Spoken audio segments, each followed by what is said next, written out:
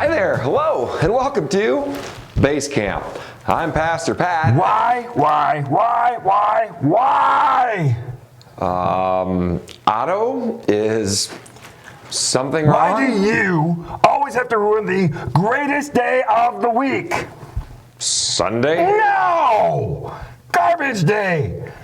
Every garbage day, you show up out here by my garbage can. Because on garbage day, I have to take the garbage out. I used to look forward to this day more than any other day of the week, but now I can't because I know it means you're coming. I am sorry to disappoint you, but I have to take the garbage out or else the base camp room will get nasty. Oh yeah, speaking of base camp, I've been meaning to compliment you. Really? Wow. Yeah. I want to tell you how much I enjoyed watching your base camp videos online the last 2 weeks. But I didn't put any base camp videos up the last 2 weeks. I was gone. I know. Thanks, Otto. But I'm back now, so here we go. I also know. I guess I'll just have to eat my blues away. Good thing someone threw out a half-eaten, stale, moldy sandwich. You're going to eat that thing? I can smell it from here. Yeah. Doesn't it smell great? You can't eat that. It'll make you sick. Grumps have a very sophisticated digestive system. It must be sophisticated because I certainly don't understand it. You couldn't understand your way out of a wet paper bag. I don't even know what that means. Point proven. Now, stop trying to spoil my appetite and let me eat. I still don't think that you should... Stop yucking my yum! All right. Bon appetit.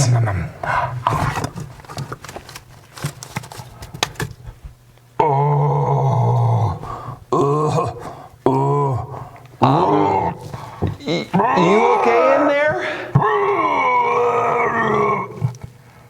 All a natural part of a grump's digestive system. None of that sounds natural to me.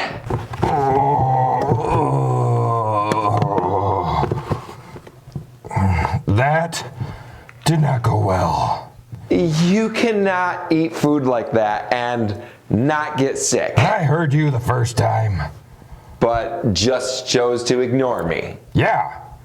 And as much as it pains me to admit it, that might have been a mistake.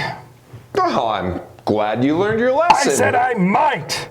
Or could just be that I needed something to wash the sandwich down with. Like this carton of cream that's been sitting out in the hot July sun since last garbage day. You're not seriously going to drink that. Why not?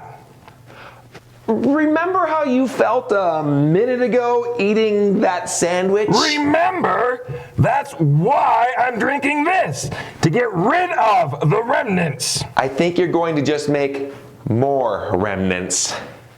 I told you before, grumps have a very complicated digestive system. Not that complicated. You're yucking my yum again. Right.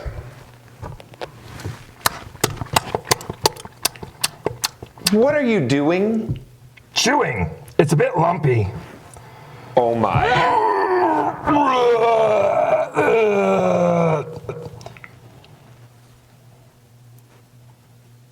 Another part of the digestive process? Sure. Why not? You know, when I warn you about this stuff, I am just doing it to help you. Yeah. Maybe I'll listen to you next time. Good. I said maybe. In the meantime, I'm going to chew this used gum to help take the taste out of my mouth. Do not chew somebody else's used gum. You're just going to get sick again. Yucking! Right. Yucking your yum. Nom, nom, nom, nom, nom. You know, I think whoever chewed this last didn't brush their teeth. I can't even.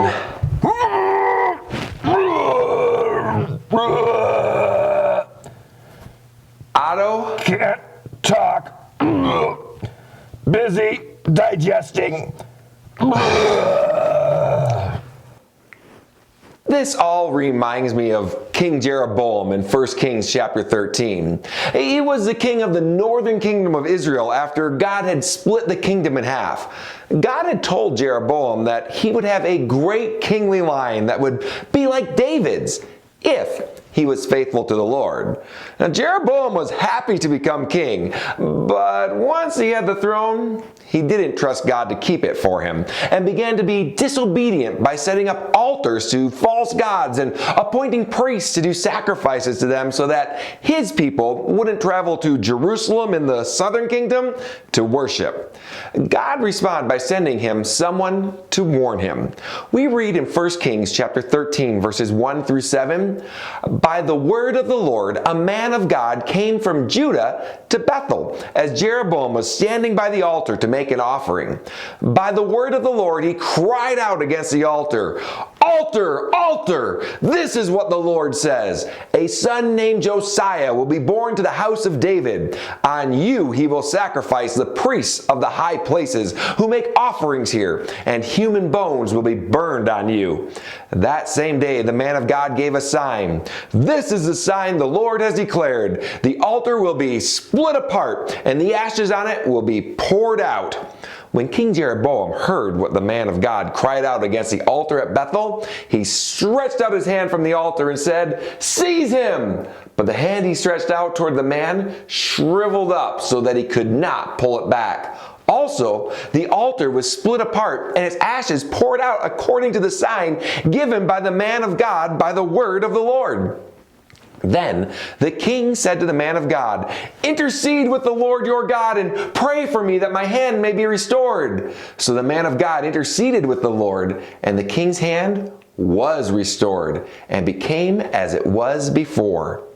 The king said to the man of God, 'Come home with me for a meal, and I will give you a gift.' Now, the man of God did not go home with Jeroboam, but that doesn't change the fact that Jeroboam recognized and responded to what God was telling him. He had a pretty powerful experience with God and knew that God was warning him. But then we read at the end of the chapter in 1 Kings chapter 13 verses 33 and 34, "Even after this, Jeroboam did not change his evil ways, but once more appointed priests for the high places from all sorts of people. Anyone who wanted to become a priest, he consecrated for the high places. This was the sin of the house of Jeroboam that led to his downfall and to his destruction from the face of the earth." It's not enough to recognize or even respond to what the Lord is saying.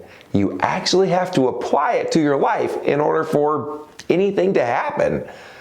Otto, he heard my warnings about that food.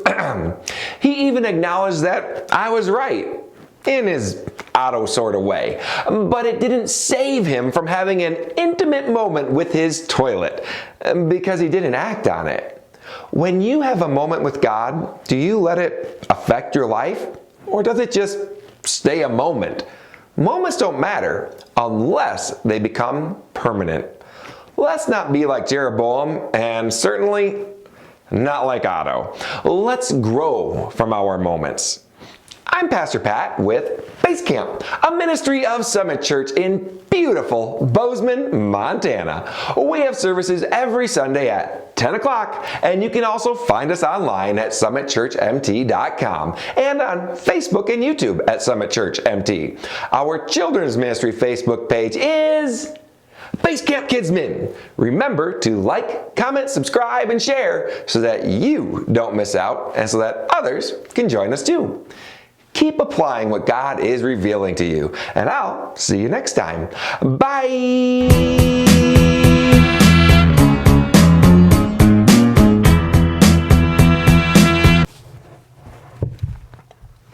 Okay, so sandwich, cream, and gum were a bad idea.